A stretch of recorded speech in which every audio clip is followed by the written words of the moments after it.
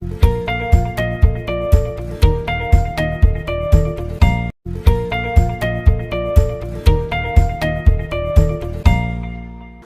The lord.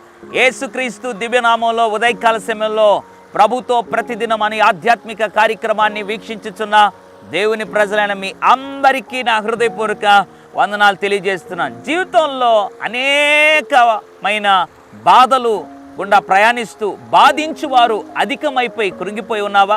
ఎక్కడ చూసినా బాధించువారే.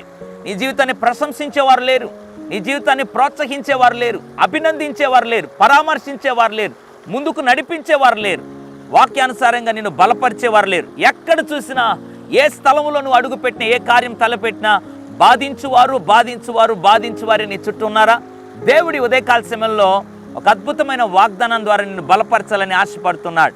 యెషయా గ్రంథం 54వ అధ్యాయం 14వ వచనం, నీవు భయపడనక్కర్లేదు, బాధించువారు నీకు దూరముగా నుందురు. Praise the lord.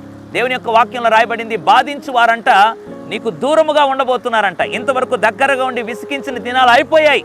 నీ పరిచర్లో కావచ్చు, వ్యక్తిగత జీవితంలో, వ్యాపారంలో, లేదా నీ యొక్క కుటుంబ జీవితంలో, పనిచేస్తున్న ప్రాంతంలో, ఆఫీసులో, ఎక్కడైతే కాలేజీలో బాధించబడుతున్నావో వారందరికి మీదట దేవుడు నీకు దూరం చేయబోతున్నాడు. వారందరినీ దేవుడు నీ జీవితంలో నుండి దూరపరచబోతున్నాడు. నువ్వు భయపడనక్కర్లేదు, బాధించువారు నీకు దూరముగా ఉంటారు. వాగ్దానం దేవుడు ఇస్తుండగా నమ్మి ప్రార్థన చేయి. దేవుడు వారందరినీ దూరపరిచి సమాధానంతో, శాంతితో నీతో మెలిగే వారిని దేవుడు నీ చుట్టూ అనుగ్రహిస్తాడు. పరిశుద్ధుడా, ప్రేమగల తండ్రి, నీకు స్తోత్రం.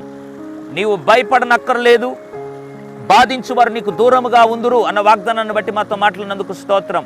ఎవరైతే బాధించు వారి చేత బాధపడుతున్నారో వారందరినీ జ్ఞాపకం చేసుకుని మాట్లాడినందుకు స్తోత్రం. మా జీవితాల్లో బాధించు వారందరినీ దూరపరిచి నువ్వు మహిమ పొంది ఓ ప్రశాంతమైన, నిర్మలమైన వాతావరణాన్ని ప్రజలకు అనుగ్రహించి మహిమ పొందమని యేసు నామములో ప్రార్థిస్తున్నాను తండ్రి. ఆమేన్. God bless you.